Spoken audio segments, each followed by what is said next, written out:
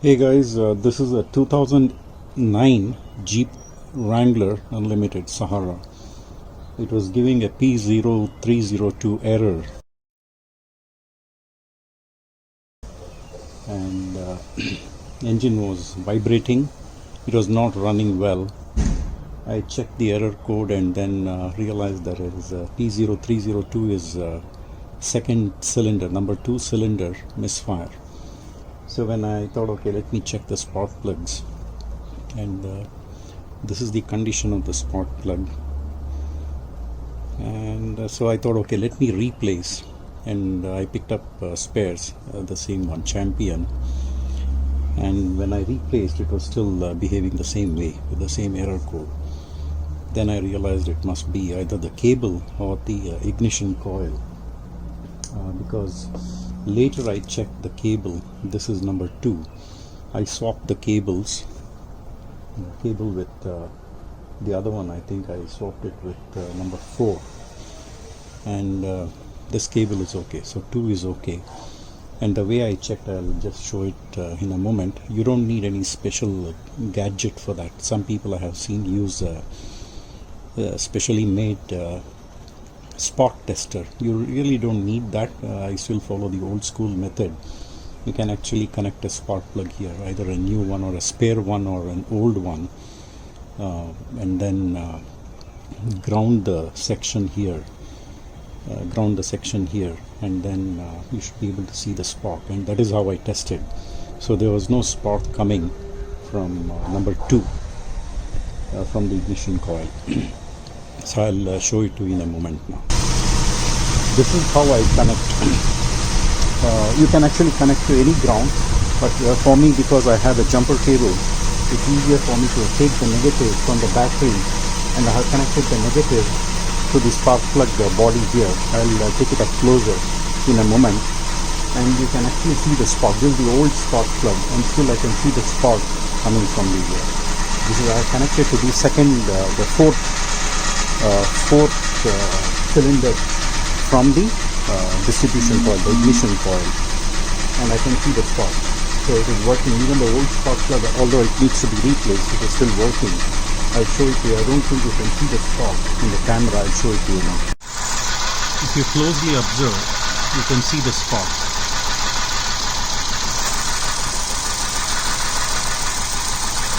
So you can, I think it's visible now. You can see the spark. This is the old spark plug, as I mentioned.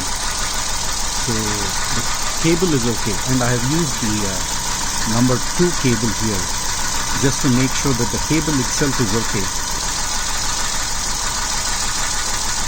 So by doing it this way, you don't need any special device. You can use any of the, as mentioned, an old spark plug, and then check if the spark is coming, and that way you can diagnose whether the cable is bad or good, or which coil is bad. And in this case, I already checked by swapping the cables, the number 4 to number 2 at the ignition coil here. I don't know whether you can see, it's here, and there's no spark from there. So then I went to Mopar. Although I think aftermarket parts are cheaper, it's about $85. But then, because time is of essence here, without a vehicle, you know how difficult it is. So I went to a Mopar distributor, and this is the part I purchased. This is, I think, applicable to 2000, from 2007 Jeep Wrangler, 2007 to 2011. So mine is, I think it is 2008, sorry, 2008 to 2011, and mine is 2009. So this is the part. You can see the number there. And now I'll be removing the ignition coil here, and then before that I'll just mark. Even though we have the cylinder number marked on the ignition coil, the cable, some cables have the mark, some I think it has gone off. So I'll just put a label there, just so that I don't mix up things later, and then I'll come back on camera again. At least on the the driver's side, the cables all have numbers. It's visible, so I didn't mark, put any label. But if the number has worn off, then it is better you put a label so that you don't mix up. And this is 6, you can see. This is 6, this is 2, and this is 4. You can see that 4 is there. So that is it. And on the ignition coil itself, you can see the numbers here. So this is 2, 4, 6, and 1, 3, and 5. So I may have to, since I am not able to see the numbers on the other side, the passenger side, I think I'll put labels for these 3. And so today the plan is to replace the ignition coil, and since I have opened it and it has run more than 200,000 kilometers, I'll replace the spark plugs, all 3. This side is much easier, whereas on the driver's side it is really difficult. You can see the access is very difficult. Many people actually open the wheel and the passenger side wheel and then access from there, but I don't intend doing that. I just plan to remove this clip here. This clip, I don't know whether you can see that clip. I'll pry it open and then move this hose a little this side and then try to access and then see. But I don't plan to do it today because the weather, it looks rainy, cloudy. Actually, the forecast said the weather is cloudy, but then no rains. But then I see it's overcast, so I don't want to take a risk. In any case, I'll have to push the bonnet completely open and leave it on the windshield. And I don't want to take a risk. And suddenly, if it rains, then everything will become wet. So I'll probably do this when the weather is better, because this is very involved. It may take more than probably an hour or so, or maybe more. So I'll keep it for a later date. I have now marked, I have labeled 5, 1 and 3 like so. Now after labeling the cables, I actually with a Velcro band I secured the cables here. May not be required. I didn't want to take the risk of the cables falling down. So secured it here because I had to wiggle this connector out. And to remove this, see, you need to lift this red tab up. Instead of doing that, I think some people have tried and they have broken the tab here. It extends to the bottom here. You can, now it has gone inside. So instead of trying to push from here with a flat screwdriver, pull from here rather, you push it from underneath. Push it from underneath, and I think it will just move about 3 millimeters, 1/8 of an inch up. So once that comes, now what you do is, there is a tab here. It doesn't move much. Just press it lightly, wiggle, and then pull it from here, from here. So it comes off. Now it has come off. So once that is done, all you have to do is remove this bolt here, and there's one more here, this one. So that needs a 10 millimeter socket. So this is a 10 millimeter socket. So even you don't really need an extension like this. Even a small one should do. So as long as you're able to access it that way. I have removed the ignition coil now. This is the old one. This is the old one. This is the new one. And that's where I removed it from. You can see it. And this one, let me try to unbox it.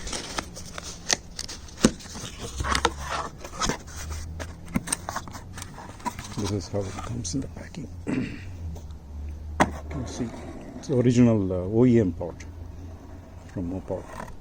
And for the curious minds, this is how it looks on the back. So I think these are totally, I know that the winding, the wire used will be very, very thin, and I think it's not worth trying to repair this one. So I'll just experiment, and then eventually it will go to the garbage. Okay, now I have secured the ignition coil with the two 10 millimeter bolts, tightened it, and then put the connector back here, and then press this red tab down, and then connected 5, 1 and 3 spark plug cables from the other side, from the passenger side. So now I'll just connect the cables from here to the 2, 4 and 6. You can see the spark plugs there, and then first test it to make sure that 2 is working, because 2 was the culprit. 2 was not, the spark was not coming from 2. So I'll make sure that this is really the problem and nothing else from the control circuitry going from here. So if that is the case, then I'll replace, this is a new spark plug. I have already replaced number 2. 4 and 6, they are still the old ones. I have not removed them.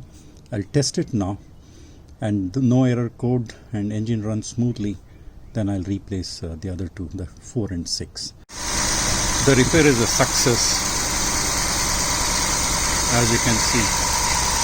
That is number 2 cable. You can see the 2 written on the cable, and that was the port where cylinder where I was not getting the spark. You can see the spark now, so that's a success.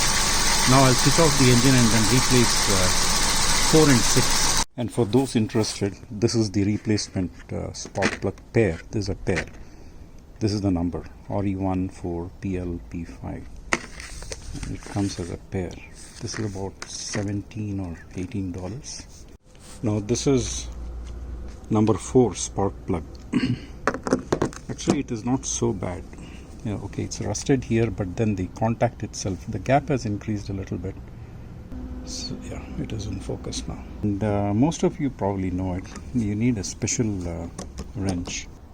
It is a 5/8, but this is a special socket. If you don't have it, it's okay. You can use a long socket like this 5/8. But the advantage with this is, you know, when you are removing the spark plug, it will pull the, after you loosen the spark plug, it pulls it along with the socket. That's the advantage, and it won't fall.